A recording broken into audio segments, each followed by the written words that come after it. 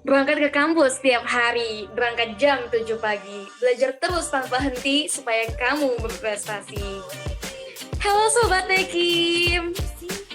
Halo, Baiklah, Assalamualaikum warahmatullahi wabarakatuh. Salam sejahtera untuk kita semua. Puji syukur atas kehadirat Tuhan Yang Maha Esa, yang mana pada kali ini kita dapat diberi kesempatan untuk bertatap muka melalui video virtual seperti yang kita lakukan saat ini. Pada yang terhormat, Kepala Laboratorium Oleh Kimia, yaitu Ibu Jenita Ridwan MT, beserta Asisten Dosen Laboratorium Oleh Kimia, Bapak Dimas Prananta Simatupang, SPD MSc dan kepada yang terhormat Asisten Mahasiswa sekaligus penanggung jawab dan Jimmy Desvianti Purba, ASD. Alhamdulillah, yang kami sayangi yaitu rekan-rekan sekalian. Kenalkan, kami dari KUPD kelompok 4. Saya Desi Nur Fadila di 1801-82 dan teman saya Saya, Cia Devina Barus, NIM 1801075. dan saya Faisal Azhari, NIM 1801090. Baiklah, dengan adanya kami di sini, yaitu untuk mempresentasikan hasil dari diskusi kami yang berkaitan dengan pembuatan tepung moka. Check it out! Ubi kayu atau Manihot esculenta merupakan komoditas tanaman pangan yang penting sebagai penghasil sumber bahan pangan, karbohidrat dan bahan baku makanan, kimia, dan pakan ternak. Ubi kayu segar mudah rusak bila tidak segera dilakukan penanganan pasca panen, karena kadar air ubi kayu yang tinggi, adanya senyawa polifenol yang menyebabkan pencoklatan, dan masih terbatasnya teknologi pengolahan pangan. Mocaf atau Modified Cassava Flour adalah produk tepung Dari ubi kayu ataupun singkong yang diproses menggunakan prinsip memodifikasi sel ubi kayu dengan cara fermentasi. Tepung mokaf merupakan tepung yang terbuat dari singkong yang difermentasi dengan mikroba. Beberapa mikroba yang digunakan untuk menghasilkan tepung mokaf antara lain, yang pertama, Acetobacter psyllium, yang kedua, Rhizopus oryzae, yang ketiga, Saccharomyces cerevisiae, yang keempat, Lactobacillus casei. Untuk penelitian ini dilakukan di Laboratorium Oleokimia Politeknik Teknologi Kimia Industri Medan. Untuk penelitian dari jurnal dilakukan di Laboratorium Ilmu dan Teknologi Pangan Universitas Muhammadiyah Palembang. Adapun alat dan bahan yang digunakan adalah yang pertama, alat yang digunakan pada penelitian ini antara lain parutan, baskom, timbangan, gelas ukur 500 ml, toples, spinner, blender, ayakan, neraca digital, spatula, kaca arloji, dan oven. Adapun bahan yang digunakan adalah ubi kayu, Yakult, Aquades, aluminium foil, plastik wrap, dan ragi.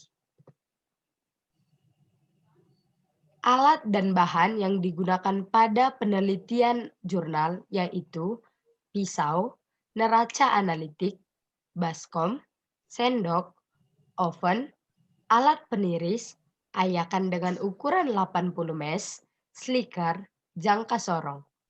Untuk analisis kimia meliputi kertas saring, gelas ukur, desikator, labu takar, enlemeyer, labu jelda, cawan porselin, kertas saling Wetman, tang penjepit, dan piring plastik.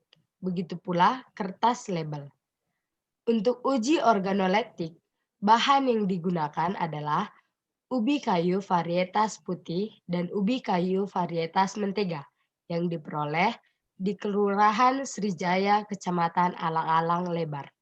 Bahan-bahan yang digunakan untuk analisis kimia adalah starter atau Saccharomyces cerevisiae, H2SO4, NaOH, HCl, Aquades, air bersih. Bahan yang digunakan untuk uji organoleptik adalah tepung mokaf. Prosedur kerja pada penelitian, yang pertama, alat dan bahan yang akan digunakan disiapkan terlebih dahulu. Ubi dikupas dan dibersihkan terlebih dahulu sampai bersih. Kemudian, ubi diparut hingga berbentuk chip dan ditimbang pada timbangan sebanyak 1,5 kg. Ragi ditimbang sebanyak 2 gram pada neraca digital dengan menggunakan spatula pada kaca arloji. Lalu, Aquades diukur sebanyak 1 liter dan disiapkan Yakult sebanyak 130 ml. Kemudian, ubi kayu yang telah diparut dan sudah berbentuk chip dimasukkan ke dalam toples. Aquades yang telah diukur tadi juga dimasukkan ke dalam toples yang sudah berisi potongan ubi tadi. Kemudian, Yakult dan ragi ditambahkan ke dalam toples yang sudah berisi potongan ubi dan Aquades tadi. Selanjutnya, semua bahan diaduk dan dicampurkan secara merata agar semua bahan tercampur secara merata dan harus dipastikan bahwa ubi terendam seluruhnya. Toples ditutup dengan rapat dan dibalut dengan plastik wrap. Campuran ubi kayu, Aquades, Yakult, dan ragi yang berada dalam toples tadi kemudian dimasukkan ke dalam ruang tertutup dan fermentasi akan berlangsung selama 72 jam. Setelah 72 jam, ubi yang telah difermentasi selama 72 jam kemudian akan dihilangkan kadar airnya dengan menggunakan alat spinner. Hasil dari kadar air yang keluar dari alat spinner kemudian ditampung di dalam baskom. Setelah proses menghilangkan kadar air ubi kayu tadi selesai, lalu aluminium foil disiapkan untuk ubi kayu yang telah hilang kadar airnya, ditaruh di atas aluminium foil untuk dikeringkan. Setelah proses menghilangkan kadar air ubi kayu telah selesai, lalu aluminium foil disiapkan dan kemudian ubi kayu yang telah hilang kadar airnya ditaruh di atas aluminium foil untuk dikeringkan. Kemudian, aluminium foil yang berisi ubi kayu yang telah hilang kadar airnya akan dikeringkan dengan menggunakan oven. Dimasukkan ke dalam oven hingga kering.